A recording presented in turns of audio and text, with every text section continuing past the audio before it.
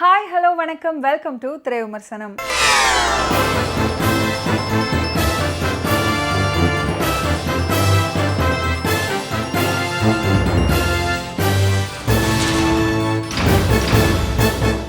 இன்னைக்கு திரை விமர்சனம் நிகழ்ச்சியில் நாம பார்க்க போற திரைப்படம் 11. மர்மமான சீரியல் கில்லர் பற்றி துப்பு துலக்கி கொடூரமான உண்மை குற்றவாளியை கண்டுபிடிக்கும் சஸ்பென்ஸ் கிரைம் த்ரில்லர் டைப் கதை இது. சென்னை மாநகரில் நடக்கிறதா சித்தரிக்கப்பட்டுள்ளது. ஏஆர் என்டர்டைன்மெண்ட் சார்பா அஜ்மல் கான், ரேயா ஹரி ப்ரொடியூஸ் பண்ணியிருக்கிற இந்த படத்தில் நவீன் சந்திரா, ரேயா ஹரி, சஷாங்க், அர்ஜய், கீர்த்தி தமராஜு, அபிராமி, திலீபன், ரித்விகா, ஆடுகளம் நரேன், ரவி வர்மா இவங்கெல்லாம் இந்த படத்தில் நடிச்சிருக்காங்க. டி இமான் மியூசிக் பண்ணியிருக்கிற இந்த படத்துக்கு கார்த்திக் அசோகன் சினிமாட்டோகிராஃபி பண்ணியிருக்காரு. இந்த மூவியை டைரக்ட் பண்ணியிருக்காரு லோகேஷ் அஜில்ஸ். எரிந்த உடலுடன் ஒரு திருப்பமான த்ரில்லர் கதையோடு தொடங்குது இந்த திரைப்படம். நேர்மையான, துணிச்சலான மற்றும் புத்திசாலித்தனமான உதவி ஆணையர் அரவிந்த் என்ற நவீன் சந்திரா தன்னுடைய புலனாய்வு நிபுணத்துவத்தை பயன்படுத்தி ரொம்ப சவாலான குற்ற வழக்குகளில் சிலதை தீர்க்க உதவியிருக்காரு காவல்துறைக்கு.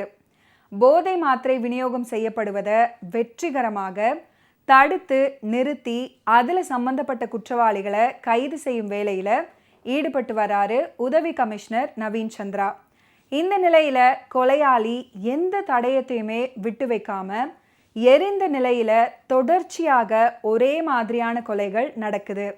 இந்த வழக்கை விசாரிக்கும் ரஞ்சித் என்ற சஷாங்க் ஒரு சாலை விபத்தில் சிக்கி படுகாயமடைந்து கோமா நிலைக்கு போகிறாரு. இப்படி அவர் கோமா நிலைக்கு போனதால் அந்த விசாரணை தடைப்படுது. இந்த நிலையில் அவர் விசாரிச்சுட்டு வந்த சீரியல் கில்லர் வழக்கை கொள்ளை கும்பல் பற்றி விசாரிக்கும் நவீன் சந்திரா கிட்ட கூடுதல் பொறுப்பாக ஒப்படைக்கிறாரு போலீஸ் கமிஷனர் சந்திரசேகர்ன்ற ஆடுகளம் நரேன். அவருக்கு உதவியா எஸ்ஐ மனோகர்ன்ற திலீபன் நியமிக்கப்படுறாரு. இந்த நிலையில கொலையாளி எந்த தடயத்தையுமே விட்டு வைக்காம அதே சமயம் நடக்கிற எல்லா கொலைகளுக்கும் ஒரே பேட்டர்ன்ல நெருப்புல எரிக்கப்பட்டு கொலை செய்யப்படுது அப்படின்ற விவரத்தை சேகரிக்கிறாரு. நவீன் சந்திரா கொலை கேஸை விசாரிக்க தொடங்கினதும் மேலும் பல கொலைகள் நடக்க ஆரம்பிக்குது. இந்த வழக்கில் எந்த ஒரு முன்னேற்றமும் இல்லாத சூழலில் முக்கியமான ஒரு தடயம் போலீஸ்கிட்ட கிடைக்குது. கொலை செய்யப்பட்ட எல்லாருமே அவங்க பிறந்தநாள் அன்னைக்கு கொலை செய்யப்பட்டு இருக்காங்க. அதே போல் அவங்க எல்லாருமே இரட்டையர்களா, அதாவது ட்வின்ஸாக பிறந்தவங்களில் ஒருத்தர் அப்படின்றதும் அவங்களோட கூட பிறந்த இன்னொருத்தரே நிர்பந்தத்தின் காரணமாக தன்னுடைய உடன்பிறப்பை கொலை பண்ணியிருக்காங்க அப்படின்றதும் எல்லா கொலைகளும் இந்த மாதிரியே நடந்திருக்கு அப்படின்றதும் தெரிய வருது.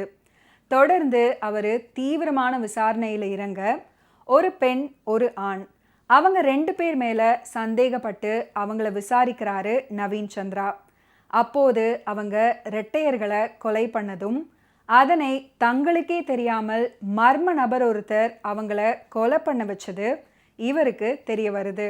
அவங்க கொடுத்த வாக்குமூலத்தின் அடிப்படையில் இவங்களோட அடுத்த டார்கெட் ஒரு பள்ளியில் படித்த இரட்டையர்கள் அப்படின்றத நவீன் சந்திரா கண்டுபிடிச்சு தெரிஞ்சுக்கிறாரு. அதுக்கப்புறம் என்ன நடக்குது?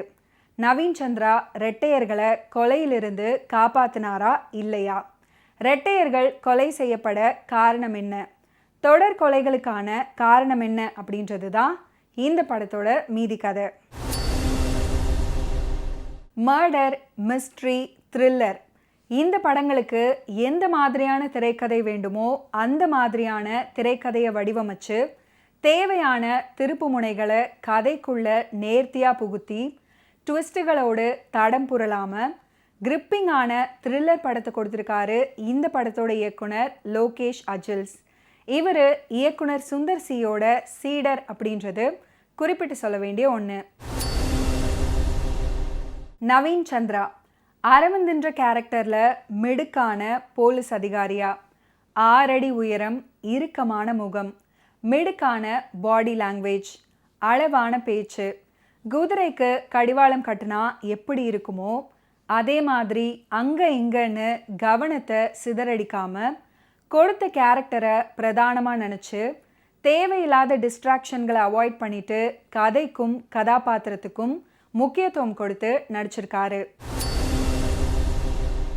மனோகர்ன்ற கேரக்டரில் திலீபன் காவல்துறை உதவி ஆய்வாளராக நடிச்சிருக்காரு. இவர் இந்த கேரக்டரில் கிளைமேக்ஸ் வரைக்கும் ட்ராவல் பண்ணுறாரு. பள்ளி முதல்வர் சாந்தின்ற கேரக்டரில் அபிராமி. இவங்களோட நடிப்பு படத்துக்கு இன்னொரு டைமென்ஷனை கொடுக்குது. அதாவது கதைக்கும் கதாபாத்திரத்துக்கும் என்ன தேவையோ அதை கரெக்டாக தன்னுடைய நடிப்பில் கொடுத்துருக்காங்க. படத்தில் நடிச்சிருக்கிற மற்ற ஆர்டிஸ்டான ரியா ஹரி, சஷாங்க், ரவி வர்மா, கீர்த்தி தர்மராஜு, ஆடுகளம் நரேன், ரித்விகா, அர்ஜய் உட்பட எல்லாருமே அவங்களோட நடிப்பால் பார்க்குறவங்கள கவனிக்க வைக்கிறாங்க. இரவு நேர காட்சிகள், ஃப்ளாஷ்பேக் சம்மந்தப்பட்ட காட்சிகள், ஆக்ஷன் காட்சிகள், இப்படி பல காட்சிகளை ஒரு இன்வெஸ்டிகேட்டிவ் மர்டர் மிஸ்ட்ரி படத்துக்கு எப்படி கொடுத்தா இன்ட்ரெஸ்டாக இருக்குமோ அப்படி கொடுத்துருக்காரு இந்த படத்தோட சினிமோட்டோகிராஃபர் கார்த்திக் அசோகன் தன்னோட சினிமோட்டோகிராஃபியில். இசையமைப்பாளர் டி இமானின் பின்னணி இசை மற்றும் கபிலன், விஷ்ணு எடவன், லோகேஷ் அஜல்ஸ் இவங்களோட லிரிக்ஸ் உணர்வுகளை அழகாக கடத்துது படத்தை பார்க்குறவங்களுக்கு. ஒரு த்ரில்லர் படத்துக்கு எந்த மாதிரியான பிஜிஎம் தேவையோ அதை கரெக்டாக கொடுத்துருக்காரு தன்னோட இசையில். Editor Srikanth NB, art director PL Subendar, stunt director Phoenix Prabhu உட்பட தொழில்நுட்ப கலைஞர்களோட பணி படத்தின் நிறைவு. மீண்டும் அடுத்த வாரம் திரை விமர்சனம் நிகழ்ச்சியில் சந்திப்போம். அதுவரை நன்றி, வணக்கம்.